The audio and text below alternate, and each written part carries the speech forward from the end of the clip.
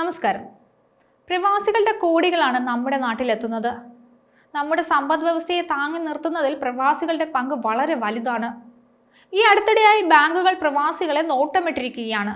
അതായത് പ്രവാസികളെ വിടാതെ പിന്തുടരുകയാണ് ചില ബാങ്കുകൾ. റിസർവ് ബാങ്കിന്റെ ഒരു തീരുമാനം കാരണമാണ് പ്രവാസികളെ ബാങ്കുകൾ വലയിലാക്കാൻ നോക്കുന്നത്. പ്രവാസികൾക്ക് വൻ നേട്ടമാവുകയാണ് റിസർവ് ബാങ്ക് ഓഫ് ഇന്ത്യയുടെ ഏറ്റവും പുതിയ നടപടി എന്നാണ് വിവരം. ആ തീരുമാനം എന്താണെന്നല്ലേ പറയാം. Foreign currency non resident bank നിക്ഷേപങ്ങളുടെ പലിശ നിരക്ക് വർദ്ധിപ്പിച്ചതോടെ അധിക പലിശ ഉൾപ്പെടെയുള്ള ഓഫറുകളാണ് വിവിധ ബാങ്കുകൾ നൽകുന്നത്. ഓഹരി വിപണിയിൽ നിന്ന് വിദേശ നിക്ഷേപകർ പണം പിൻവലിക്കുമ്പോൾ കൂടുതൽ വിദേശ മൂലധനം ആകർഷിക്കുകയെന്ന പദ്ധതിയുടെ ഭാഗമായാണ് പലിശ വർദ്ധിപ്പിച്ചത്. RBIയുടെ ഈ നടപടി പ്രവാസികൾക്ക് നേട്ടമാകുമെന്നാണ് വിലയിരുത്തപ്പെടുന്നത്. NRIകൾക്ക് അവരുടെ പണം ഡോളറിലോ പൗണ്ടിലോ സൂക്ഷിക്കാൻ കഴിയുന്നവയാണ് foreign currency non resident bank നിക്ഷേപങ്ങൾ. മിക്കവാറും എല്ലാ കാലാവധിയിലുള്ള നിക്ഷേപങ്ങൾക്കും ഉയർന്ന പലിശ നിരക്ക് നൽകാൻ ബാങ്കുകൾക്ക് ഇപ്പോൾ തടസ്സമില്ല. കോൾ അടിച്ചിരിക്കുകയാണ് പ്രവാസികൾക്ക്. FCNRB അക്കൗണ്ട് ഉപഭോക്താക്കൾക്ക് 1 വർഷം മുതൽ 5 വർഷം വരെയുള്ള കാലയളവിൽ സ്വതന്ത്രമായി പരിവർത്തനം ചെയ്യാവുന്ന വിദേശ കറൻസികളിൽ ഇന്ത്യയിൽ സ്ഥിര നിക്ഷേപം നിലനിർത്താൻ അനുവദിക്കുന്നുണ്ട്. അക്കൗണ്ട് വിദേശ കറൻസിയിൽ പരിപാലിക്കപ്പെടുന്നതിനാൽ നിക്ഷേപ കാലയളവിൽ കറൻസി ഏറ്റക്കുറച്ചിലുകളിൽ നിന്ന് ഇത് ഫണ്ടുകളെ സംരക്ഷിക്കും. 2025 മാർച്ച് വരെ ഇതിന്റെ ആനുകൂല്യം ലഭിക്കുമെന്നാണ് വിവരം.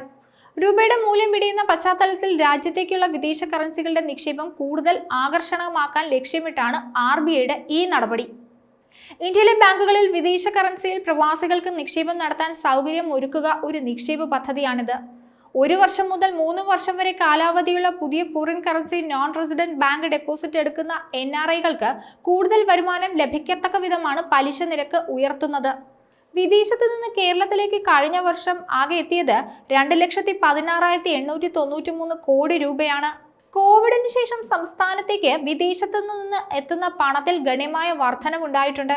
2018 85,092 കോടിയായിരുന്നു ഇത്. 5 വർഷങ്ങൾക്ക് ശേഷം കണക്ക് പരിശോധിക്കുമ്പോൾ 2 ലക്ഷം കോടിയിലേക്ക് വർദ്ധിച്ചിരിക്കുകയാണ്. സംസ്ഥാനത്തെത്തുന്ന പ്രവാസികളുടെ പണത്തിൽ വൻ വർധനവുണ്ടായെന്ന് കണക്കുകളിൽ നിന്ന് മനസ്സിലാക്കാൻ സാധിക്കും. 5 വർഷത്തിനിടെ 154% സംസ്ഥാനത്തെത്തിയ വിദേശ പണത്തിലുണ്ടായ വർധന. അതേസമയം രാജ്യത്തെത്തുന്ന മൊത്തം പണത്തിന്റെ 21% വിഹിതം കേരളത്തിലേക്കാണ് എത്തുന്നത്.